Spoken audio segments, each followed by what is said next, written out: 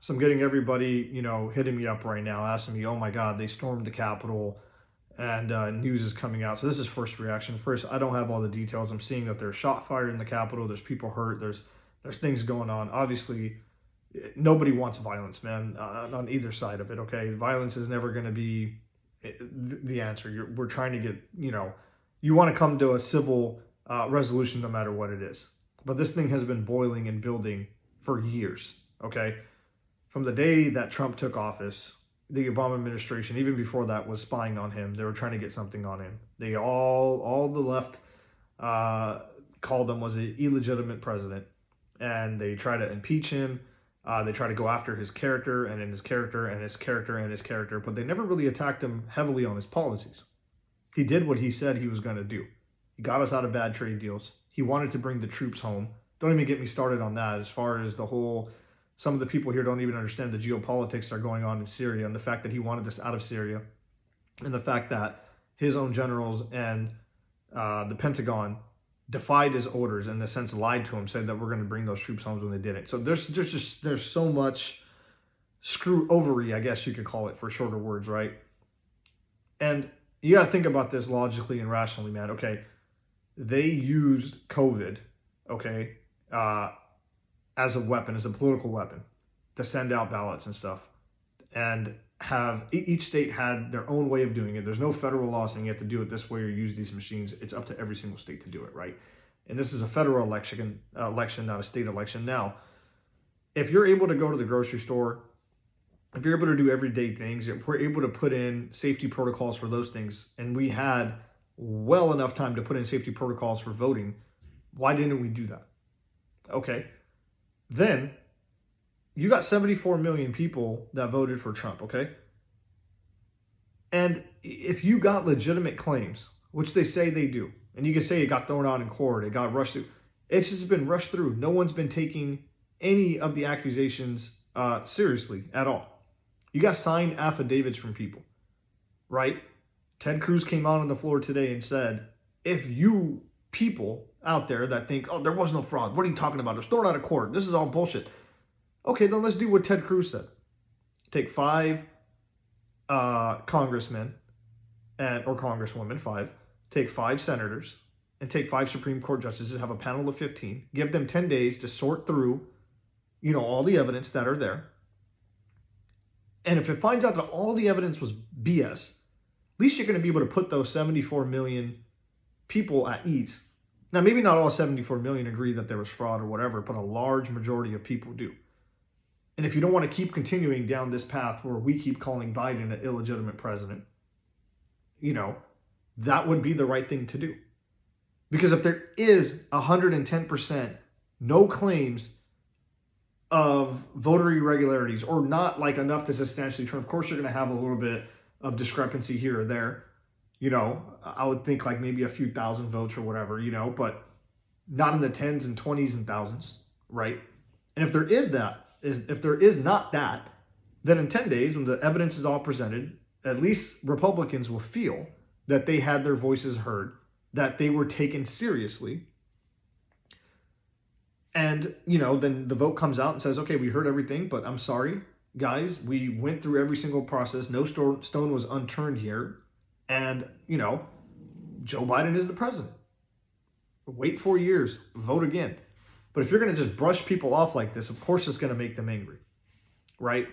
And I just love the fact that all summer you've seen nothing but rioting and looting going on. And they're saying, well, that wasn't BLM. That was just these outliers and they took advantage of the situation. Well, what's that to say that right now, the people that are storming the building right now, I'm a Trump supporter. I am a Trump supporter. And I'm sitting at home. I just got off of work. I made this video. You don't see me out there. So does that represent me? Just like do those rioters and looters represent BLM? So those outliers represent that, right? So you don't like it when we say, oh, it's BLM rioting and looting, but then you're going to turn around and say, oh, all you Trump supporters are rioting and looting. You see the hypocrisy in that? These are just people being dumb, okay? And then you're going to pin us on that same thing, just like how you would get mad if we pinned those rioters and looters on BLM, right? So it's either one way or the other. So which one is it, right? So are there outliers that came along and used BLM to riot and loot? Was there outliers that used this situation to go in and do what they wanted to do, right? So if it's not one for the other, you can't say, for this one, it's only like that. For that one, it's only like that. That's not how this works, right? And to me, it's just like, so all summer this has been brewing. No one said anything about the riots. No one said anything about the looting. And I'm actually getting people DMing saying, well, it's only because they were white protesters that they got let in. I guarantee you that there was African Americans, Hispanic Americans, Muslims that were also there to support Trump. Not the rioting, the looting, and all that, but also was there to support Trump. And last time I checked, police were told to stand down during the whole freaking summer. In LA, when it happened on Rodeo, when it happened in the nicer areas, and all the vandalism and all that happened, the police were told, hey, stand aside. Don't do nothing. You shall not lift a finger. And they didn't. And they didn't. And we saw that all across the country. How about when Chaz went up? Did the police go in? Because I'm pretty sure that was minority ran, right? Did they go in and suddenly start bashing heads and taking people? No. They let it come to its natural disaster until somebody was shot. That's when they came in and said, okay, well, this is an investigation now, it's gone out of hand, right? So it's very easy to just say it's one side or the other, but we're going to get more facts that come out. We're going to get more details that come out about exactly what the hell happened, who stirred what up. I mean, they assaulted a federal building, right? But it's funny, though. It's funny. They assaulted a federal building. They've assaulted, federal property. But yet all summer when I mean you guys, I mean like BLM and all these woke people just decided to go and destroy these statues, these federal statues, right? Still federal property, and deface it. Nothing happened. So which one is it? You don't like it when Republicans finally stood up for themselves and did something from your playbook, right? You're going to hold them accountable to a higher standard. But what about those other people? You're not going to hold them accountable? You see the hypocrisy there? You see why this is getting built up to where it's getting built up to? You either treat everybody the same and you let everything go, or anytime there's rioting and looting, it's bats and hats. It's everyone goes to jail, right? But if nobody went to jail for rioting and looting all summer, how can you expect anyone to go to jail now? That's not how it works. You can't just pick and choose when you decide to apply the law. So if one person gets to break the law and nothing comes of it, then why shouldn't the second person be able to break the law? That's how you deteriorate society. That's what happened here.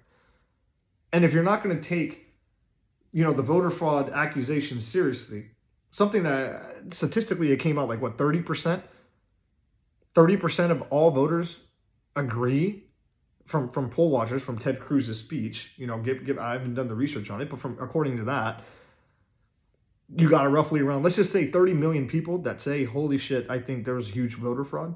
So you're going to get 30 million people just say, your opinion doesn't matter. We're going to do what we want to do. That's, we're not going to hear it out at all.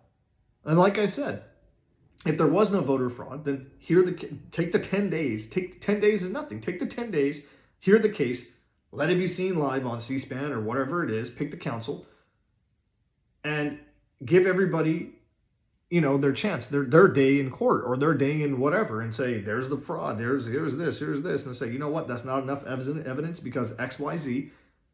And, you went through to the courts, we went through to the state thing, you went through it to every, you appealed to the Supreme Court, they denied it. Now it's here, we denied it here. Sorry, guys, this is what it is. It would make me feel a lot more better. Like, okay, they left no stone unturned. That's a very peaceful resolution. It's a peaceful way to go through this. You're getting this reaction now because you've silenced the Republican Party or the Republican supporters. Facebook and Twitter blocked Hunter Biden's, the whole fiasco.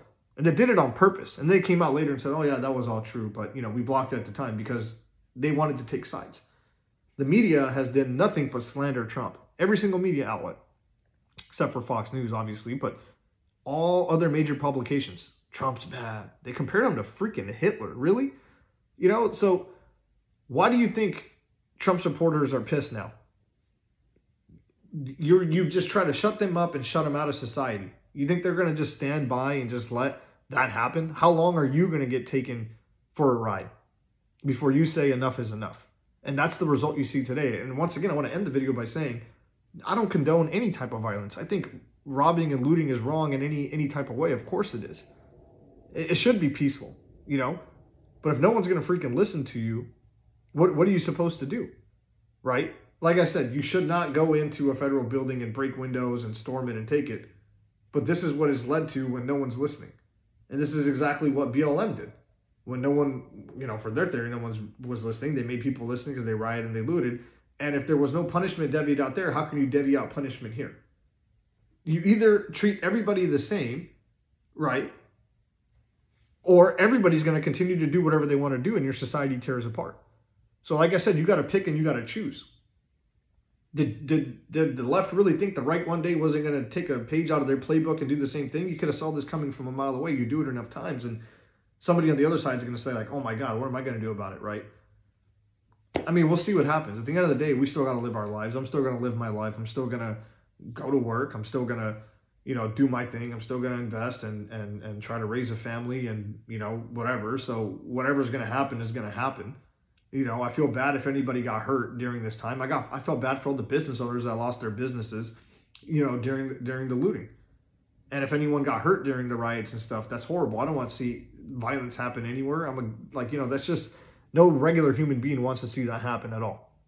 I think everyone right now is extremely emotional and high. And the only way that, you look to your politicians to come to a peaceful resolution about this and not just try to jam something down your throat. We'll see what happens in the coming days, and we'll see what happens as more news comes out. And all we can do is watch. I'm not going to go there and be a part of it or whatever. I just, the average person is just sitting back thinking, what the hell is going on in my country? And an average citizen's probably been feeling like, we've been wronged. This whole summer, I feel like we've been wrong with COVID. You make restaurants shut down, but yet you let other businesses open. You let fast food joints, open up, and, McDonald's and Taco Bells and everything are opened up, but you make local mom and pop restaurants shut down. That doesn't make any sense. So, it's like kind of like they're picking and choosing what they wanted to do. Like here in California, Newsom's winery stayed open, but other sit down places had to shut down. So it's just a lot of BS. And I think ultimately the climax of everything right now is people are just tired of the BS. They're tired of being lied to, and they're tired of just, saying that we get our rights from government. We don't get our rights from governments. We get our rights from God. You got to let us choose what we want to do. You could give us suggestions, depending on the research, like, hey, here's what it is. But government shouldn't be able to force to shut businesses down. If they did, then they should have to compensate those businesses. If you force someone to shut down, it's not like a regular entrepreneur that no one wants to eat at your restaurant because you have bad food, right? If you forced a business to shut down, then you should be forced to compensate them. And so all this stuff is just building up right now. And this is like, welcome to 2021.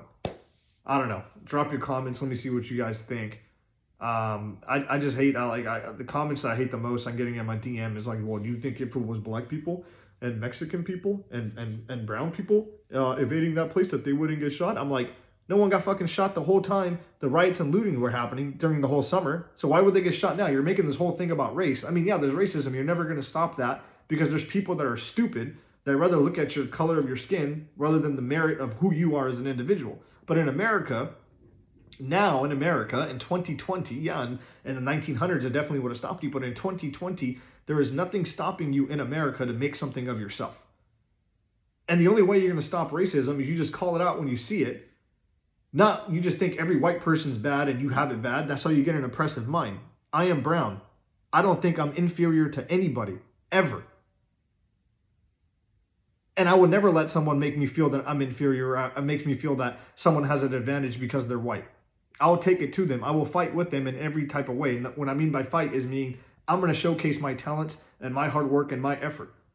And if I see something really bad happen, like you literally pick somebody else or whatever, then you call it out.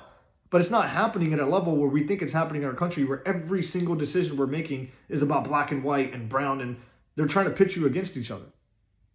And if you don't realize that they're using that as a hot button topic so they could use that and start talking about real issues such as taking care of poor people, taking care of our mentally ill, Jesus Christ, taking care of so many other things that they rather focus on that. That's a shield for them to hide away from the truth and to hide to fix what really matters. Just make everything about race. That way we never have to do infrastructure. We never have to worry about how we're going to close the wealth gap or how we're going to go after the rich people. Right? It just makes sense. 15 minutes, it's up.